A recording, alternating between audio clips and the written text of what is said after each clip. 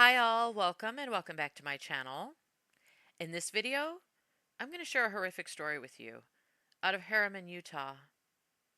A tale of two exes, an ex-wife and an ex-girlfriend. But only one is alive today to tell her horror story. Because according to police in Utah, when they found 40-year-old Jacob Holt Johnson sitting in his Jeep at a gas station after midnight on December 31st of 2024, they checked him for a suspected DUI. And when they looked into the back of his Jeep, they found his ex-girlfriend's body in a cardboard box. But that wasn't all police found. When they opened the rear door of Johnson's Jeep to check on the woman in the box, 30-year-old Summer Roney, they found that she was cold to the touch. She was covered in bruises and lacerations, and she had an extension cord wrapped around her neck. They also found a hammer with blood on it inside his vehicle. According to court documents, Johnson was detained and questioned, and he told police that he and Summer had been arguing, and it turned physical. But he fell short of admitting that he ended her life. But when he was asked how she ended up in a box in the back of his Jeep, he told them he put her there. When police searched his home, they said they found blood all throughout, and a bat was found with smudge marks on it. Detectives said they found marks, quote, on the kitchen floor that appeared to be left from something being dragged from the entrance to the basement toward the garage door. And blood traces were located in multiple areas on the stairwell, including the wall, baseboards, and stair posts. Detectives located a mattress in the garage wrapped in plastic with blood stains, as well as a paper towel with hair and what appeared to be a small piece of skin. 2 large black trash bags were located with multiple items inside that had blood stains, including a karaoke machine, a lampshade, and a body weight swing. Also inside the trash bags were multiple towels that were beginning to crust and appeared to have bleach stains, unquote. Police also noted a strong odor of bleach in the kitchen, garage, and basement. Surveillance video from Johnson's neighbors shows his Jeep was backed into his driveway on the afternoon of December 30th, with Johnson struggling to close the liftgate on his Jeep. Summer's friends told police she had an on-again, off-again relationship with Johnson for the last 4 years, and she had told them that he had been both verbally and physically abusive with her. The last time anyone said they had seen Summer was December 28th.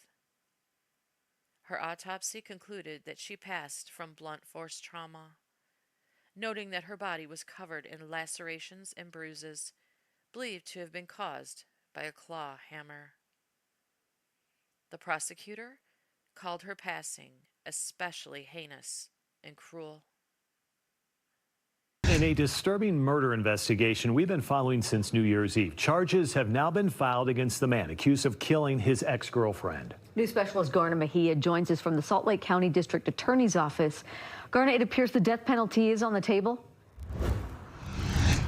Yeah, Deanie, that's absolutely right. In these charging documents, prosecutors describe Summer Roney's murder as especially heinous and cruel. Her family saying she did not deserve this. Tonight, the lights in 40-year-old Jacob Johnson's house are on, but he's sitting in a jail cell, accused of taking the life of 30-year-old Summer Tatiana Roney in what prosecutors say was an especially cruel and heinous manner that unfolded over several hours. Home has the signs of a crime scene. There are blood spatter. There is also a strong sense of bleach in terms of somebody had gone to effort to try to clean up certain areas. New charging documents reveal the horror inside the home. Blood throughout, in the kitchen, the basement, and the garage. Incredible amount of trauma that was inflicted. Neighbors' cameras captured Johnson the afternoon of December 30th in the driveway.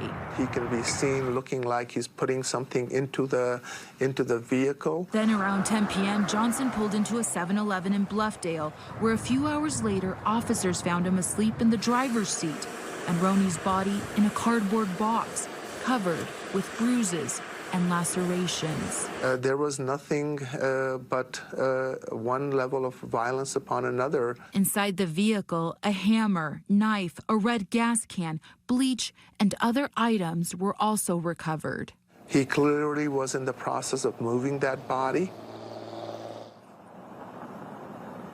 Now, we've been in contact tonight with Roney's family. Her sister was planning on speaking with us, but with this new information, didn't realize how much would be in it, was completely devastated and asked that we speak with her at another time.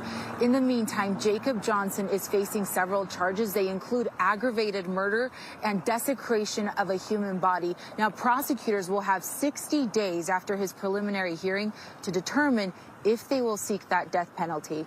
I'll send it back to you. Yeah, the details of this murder are disturbing. All right. Thank you very much, Garna. Family members telling KSL earlier this week, Roney had mentioned verbal and physical abuse from Johnson before she was killed. If you're somebody you know is experiencing domestic abuse, help is out there. On your screen is a 24-hour confidential hotline which can help connect you to local and free resources. Family of the woman found murdered in the back seat of her ex-boyfriend's car on New Year's Eve is now speaking out for the first time. News specialist Garna Mejia heard exclusively from Summer Roney's family and is live now with their story. Garna, how are they doing tonight? Yeah, Mike, they're heartbroken. They tell me that when police told them about the murder, they immediately knew that the ex-boyfriend was involved. Tonight, they want to humanize this tragedy. They tell me that Summer Roney was adopted from Russia. She was a beloved aunt and sister, and her legacy, they say, is her selfless love. She loved it. She loved the pinks. Michelle Tishner is sitting next to her sister's favorite Christmas tree. She came in and she looked up at it and she said, wow. Christmas was the last time Michelle saw 30-year-old Summer Roney alive. We were extremely, extremely close. It's going to be hard for me to take down my Christmas tree. On December 30th, Summer missed her 2 p.m. work shift. Michelle thinks Summer met with her ex-boyfriend, 40-year-old Jacob Johnson, to break up with him. It was always very up and down. There has been violence in the past. Police suspect Jacob killed Summer at his house. Hours later, he pulled into a Bluffdale gas station with her body in the backseat of his car, where an officer noticed something was off and made the discovery. I know that she had been probably gone for at least probably 10 hours. And I'm so glad that they did, because we could still be searching for her right now. My biggest fear was he was taking her to dispose of her. According to Michelle, Summer's cause of death was blunt force trauma. I mean, nobody should be taken this violently. I just don't even want to think about that right now. But Michelle does have a message for other victims of domestic violence. If I had a message for anybody who's going through this, please don't go alone when you're going to go and break up with somebody. As Michelle and her family grieve Summer's loss, they want to focus on her life and the love and light she shared with her family, friends, and coworkers. Summer was a beautiful, kind-hearted soul, and I want everybody to know that who she is. And I will be there at every court hearing. I will get justice for Summer. But Summer wasn't Johnson's only victim. When his ex-wife heard what he did to Summer, she said she believed Johnson was capable of murder, and she herself feared him during their marriage. So she somehow managed to get a divorce from him and lived to tell her horrific story, including her fight to save her children from him as well, in an interview that I'll share with you.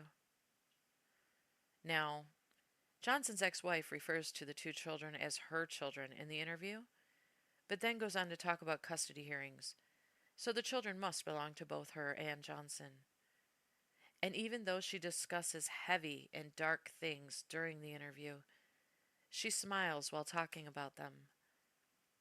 I figured it's maybe because she hasn't done interviews before, and she thinks she should smile, or something along those lines, so I wouldn't put too much behind that. It's more what she says that is so disturbing. I actually met Jake 10 days after he got out of prison. He robbed a pharmacy when he was 18 years old and he was addicted to drugs at age 14. So I met him at a singles ward hoedown at my local church, the first time that he stepped back into a church after so many years. And I saw this guy with tattoos coming out of his sleeves and this huge smile and this cowboy hat, and just somebody who was ready to, in my mind, be saved, which I had my own childhood trauma. So I think that that's how I found my self-worth. And I think that that's how a lot of us who do stay with abusers, that we find our self-worth is by saving somebody or rescuing somebody or helping them to see the light in themselves and the good in themselves. And there was light too. There were good things throughout the years, but there's also so much dark. So we met at the singles ward hoedown, and then he wasn't ever active in the church that I was, in the Church of Jesus Christ of Latter-day Saints. He would come, but he never fully was converted or anything. But he would come, and there were lots of good things. He was very sweet to me. He would tell me that I was his light, and we got married about a year and a half later, and we were married for 9.5 years. And honestly, our marriage was hell on earth, but I had the biggest smile on my face the whole time. I found out the day that we got home from our honeymoon that he had relapsed on heroin a few days before our wedding. And so that was the first year of our marriage, was keeping him alive. He overdosed a few times, and he was trying to do better too. He was working at a couple of different rehab centers, and that's what he wanted to go to school for, because he wanted to help other people, and he was trying. And so since I could see the good, I couldn't see that the addiction was also, there were a lot of other abusive behaviors that were happening because of the addiction. I just called it addiction. But the gaslighting started very early on, and there was a lot of paranoia that started very early on, where if I talked to another guy at church or was smiley or friendly, I noticed really early that he would get really jealous, and he would think that I was hitting on the guy, even though I was just smiling. And so I made moves to avoid that.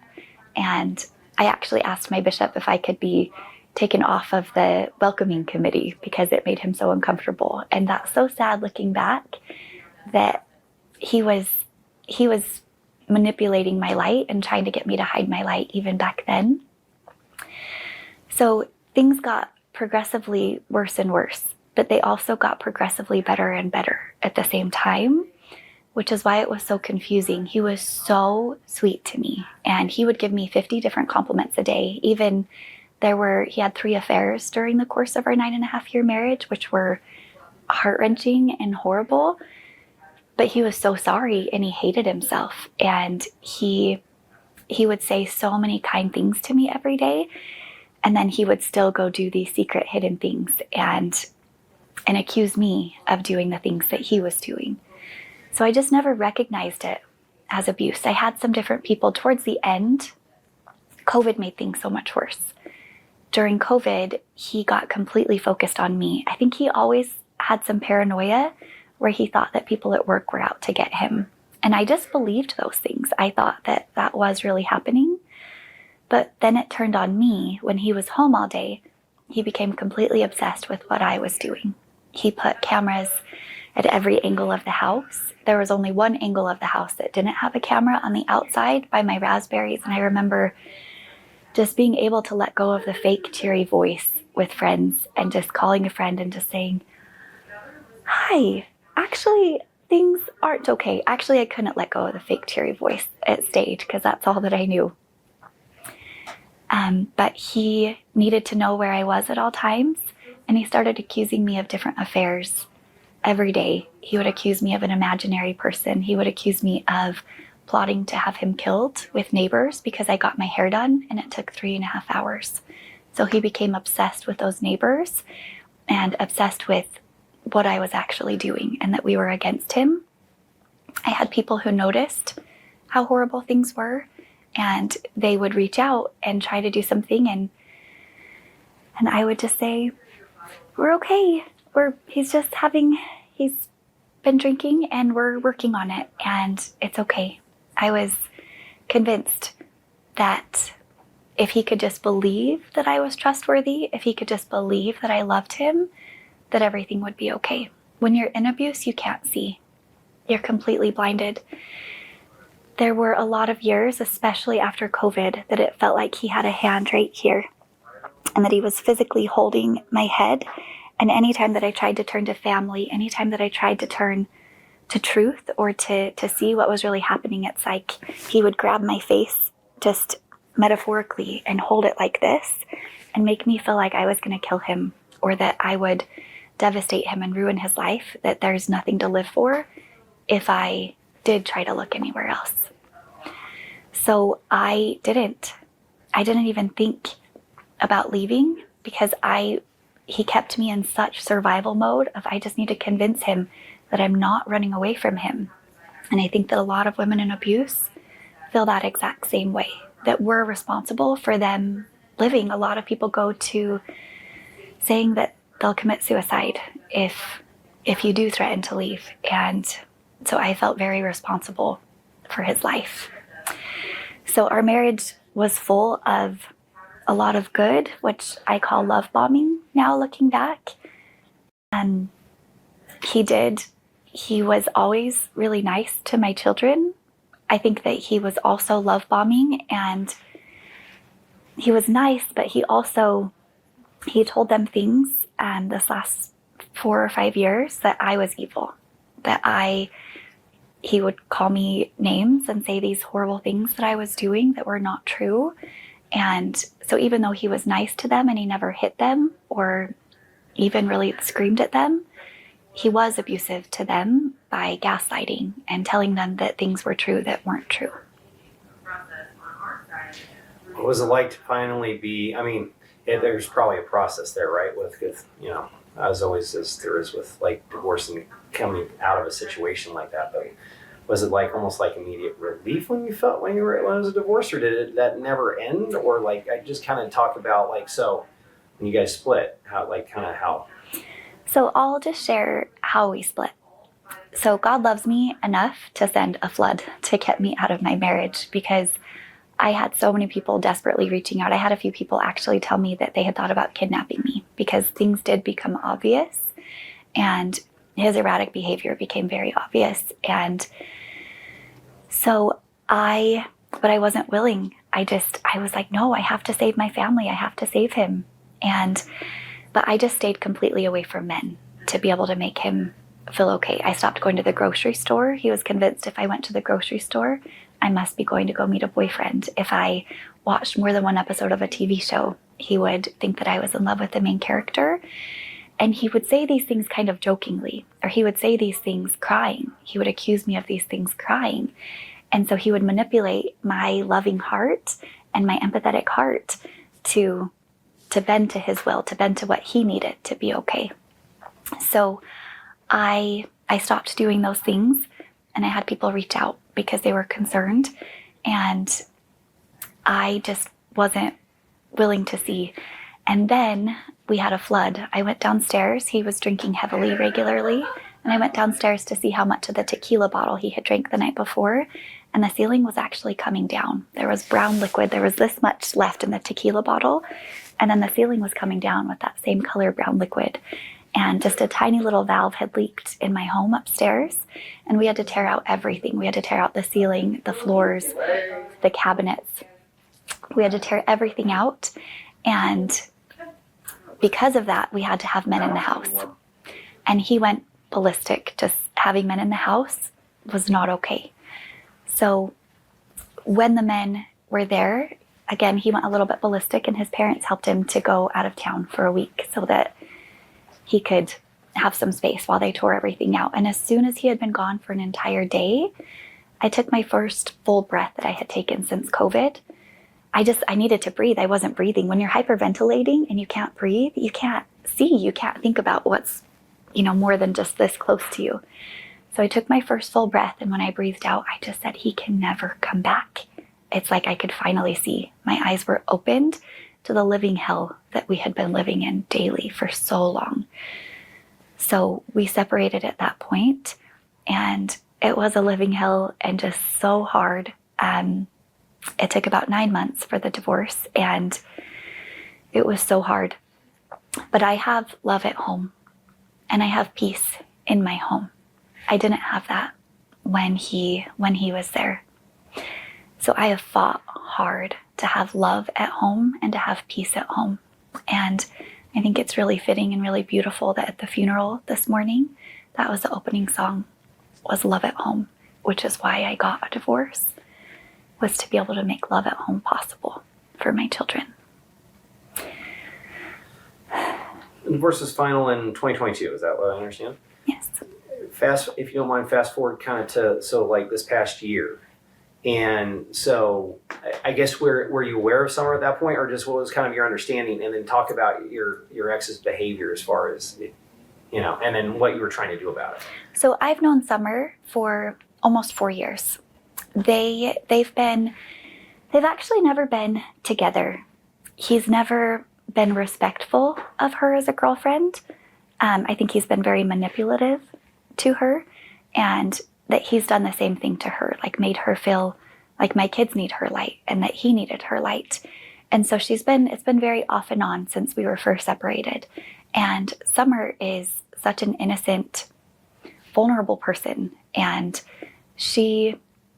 I think that she saw hope in him and that she wanted to be helpful to him, and that he manipulated her heart big time. I know about one domestic violence situation that happened with them about 3 years ago, where he accused her of horrible things, and he called and accused me of the same things at that time.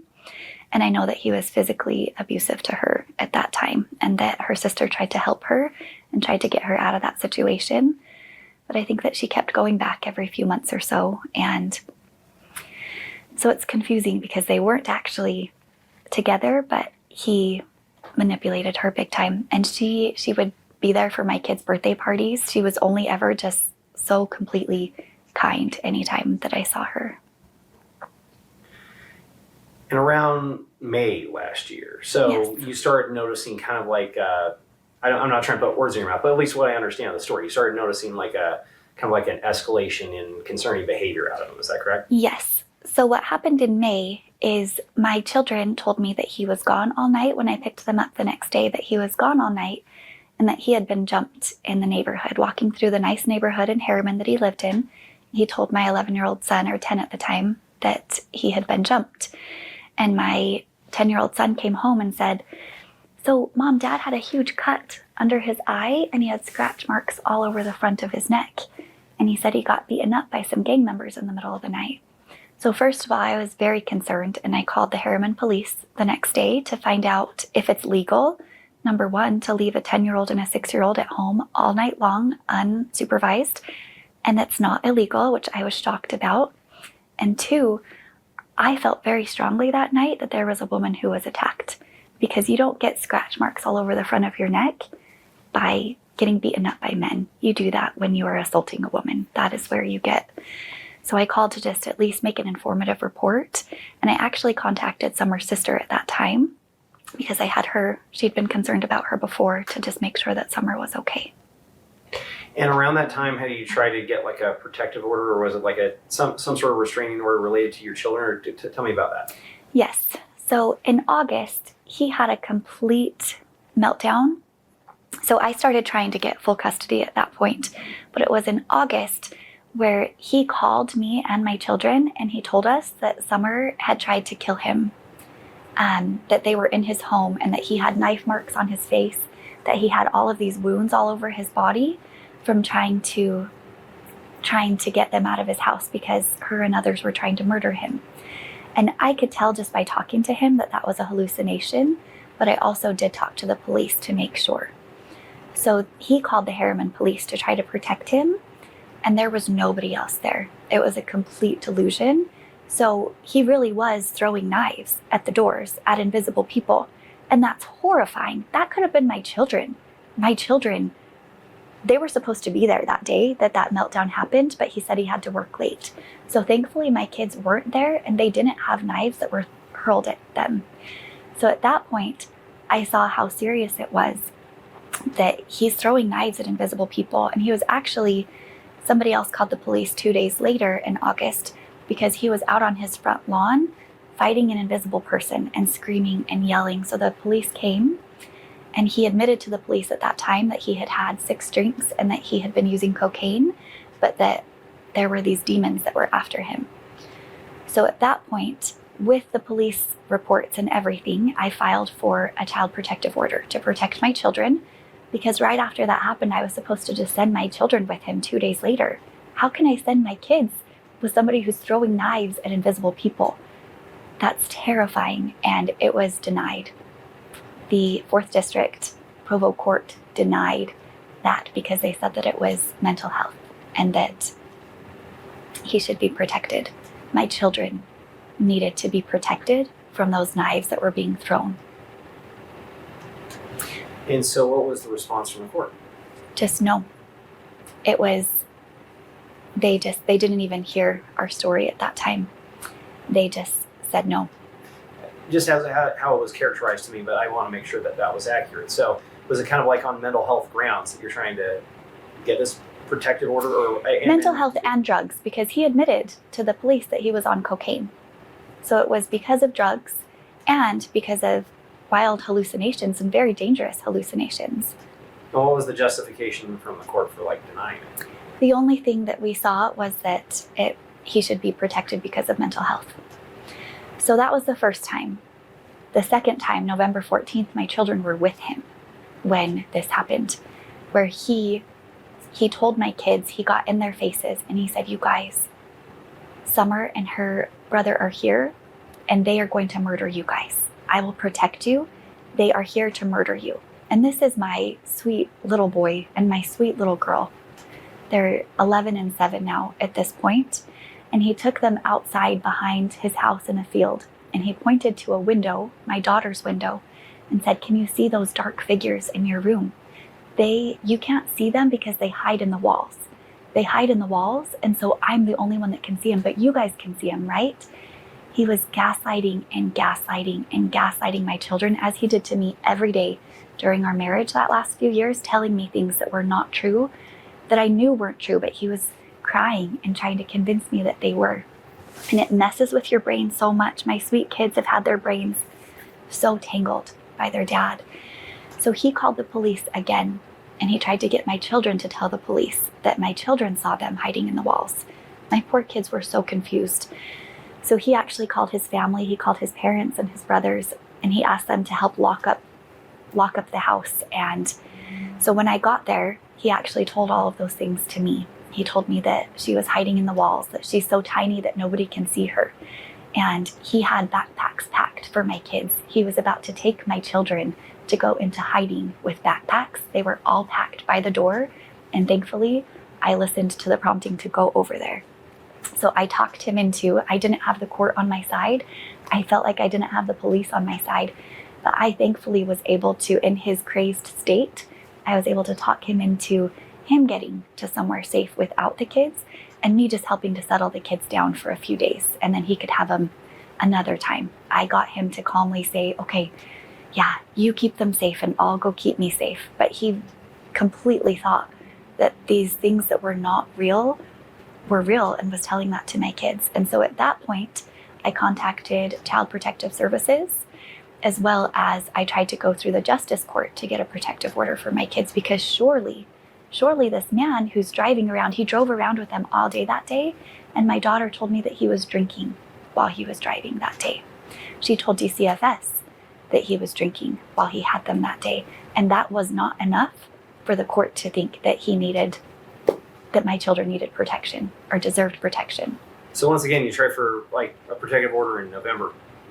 Nothing. And I went another way. I went to the justice court the justice court is there to protect children. That is the reason that they exist.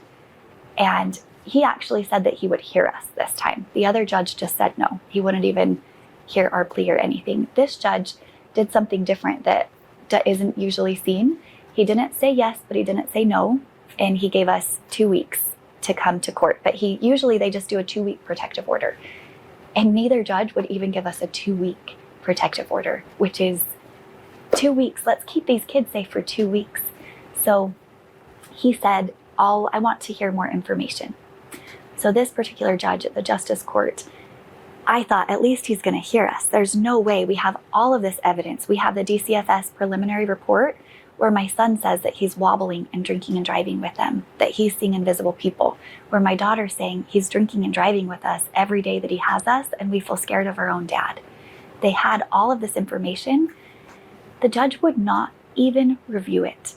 He just said, this sounds like a custody stunt, so you can take care of this in the other 4th District Court. And so then you get to December. And was there an event that prompted that third attempt, or did you just try again at that point, or tell me what happened? That was the court date that they had set after the November 14th date, and that had happened. He went into treatment in September, but I think that he was kicked out of treatment. And then in December, we went back into court, and it was the custody hearing. I had been fighting for full custody, and he had actually been fighting for 50-50 custody. Because I took some of the parent time down, he retaliated and he wanted to get more parent time. So the court dates, I had 3 court dates within 3 weeks, begging for my children's safety and begging for help. And they denied the protective order, and then the next week they denied another protective order. And then the next week, miraculously, he had gone back into treatment the day before. And so since he had done that, the commissioner at that time, who was overseeing our case, said, okay, I can see that this is a dangerous situation, so we're going to go ahead and we're going to give supervised visits. So he can have supervised visits when he gets out until your next court date in February. So we did get a tiny bit of protection. But I don't know what would have happened if he hadn't gone into treatment.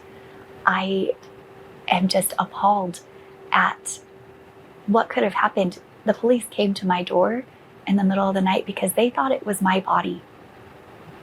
Her body, she was so brutally murdered that they couldn't tell. And I had police banging on my door that almost cried when I opened the door, and they asked if my children were alive. That could have been my children. He was seeing invisible people and invisible things. That could have been my children, and the judges did not do their part to protect them from that. My kids they would have been, if we didn't have that supervised visitation, my kids would have been with him for that entire last week of Christmas break. They would have been with him that whole time.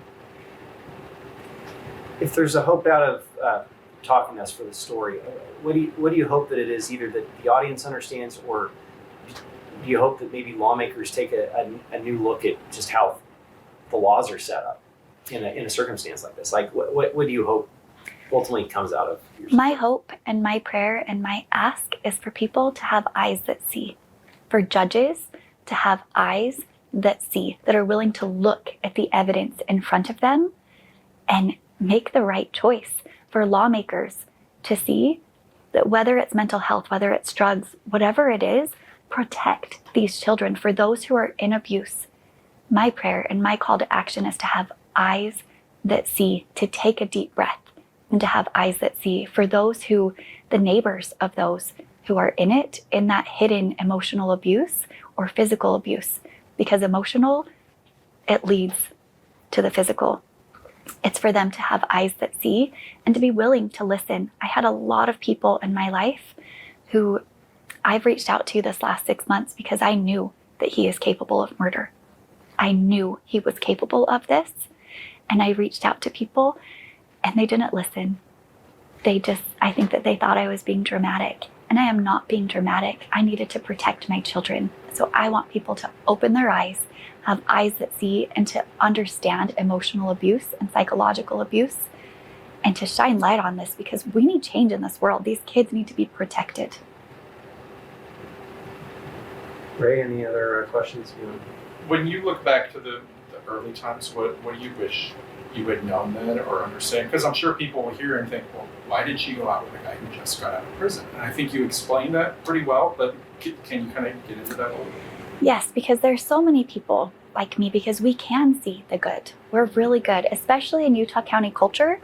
We are really, really, really good at seeing the good in people, and that's a good thing about us. But I had these rose-colored glasses on. When you have rose-colored glasses, it's dangerous because red flags just look like flags. We need to take off the lens of only seeing the good in people to see truth, to see the red flags and to act accordingly. We need to not have fear-colored lenses, which I definitely tried for a while too. We need to have truth-colored lenses. So I wish that I could go back and give myself those truth-colored lenses and see the good still, but also see the dangers, and to get myself out of that minefield, to get my children out of that minefield. So I would love to go give everybody else that's in those situations that they can see the good, because he never hit me. Jake never hit me. He did other physical things that were really scary. He punched a hole in the wall by my head, but most of the abuse was him crying next to my bed, begging me to just admit the horrible things I was doing. Most of the abuse was gaslighting and twisting my brain while he was smiling or joking or crying. That's so confusing. It is so confusing. So that's what I would want, is to be able to see those dangers, see those monsters hiding at the other side, and to protect myself better, to protect my children better, and to protect other people better, to understand what emotional abuse looks like and the dangers. Because I always just woke up each next day and I thought I was kind. I was not kind. True kindness is making that harder right choice and loving him, loving others, loving my children and myself enough to make that harder right choice, to see the truth and to set those strong boundaries because of the truth. That's true kindness, not staying with somebody because you can see a little bit of good. True kindness is making that harder choice to protect yourself and your children. That is kindness. Thank God she and her children made it out alive. But I'll be praying for their children, who've already been through so much and now have to live with the horrific things their father has done. And I pray for Summer's family, that they find the strength to get through this nightmare. God bless them all. Thank you so very much for listening. I appreciate it. Stay safe out there, and I'll see you on my next video.